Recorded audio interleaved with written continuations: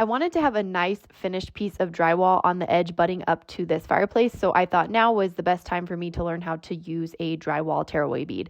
This is the first time I've used these before. What I did first was I just cleaned up around the edge. All this extra kind of mess from when they installed the drywall, I just cut that away. Just to show you how this works, we're going to install it onto the wall and completely finish everything, and then this piece of the bead just tears off. It's made to come off easily, and then you have a nice finished edge. I cut my pieces to size and attached them around the edge of the fireplace. I started with staples and they were catching on the plastic. They weren't going through well, so I switched to drywall screws.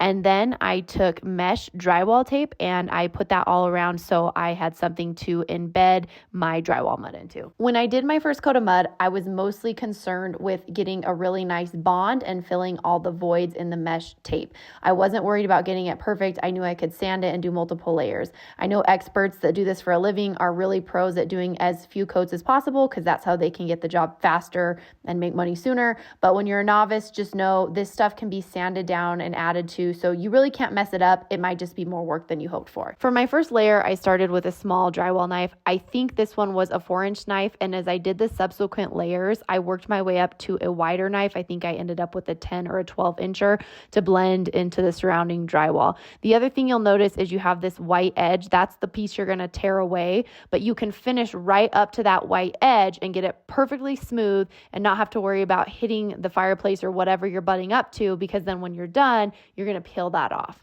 Do as many layers as it takes to get the finish that you're looking for. I can't remember how many I did here, but I did a couple. And you're going to scrape and sand between layers. If you put a little too much on, you can scrape it off. If you don't put enough, you can always add another layer. So don't worry about it. This is a good learning project. I cleaned up all the dust from sanding, and then I went ahead and tore away the tearaway bead. And when I tore it away, there was a little bit of an overhang of texture, which you were able to just break off with your fingers really easily. And then I primed, because this is now raw drywall mud in this section. If you don't prime it well, it's going to show just like a patch would. So we did a good primer, and then we went on to painting.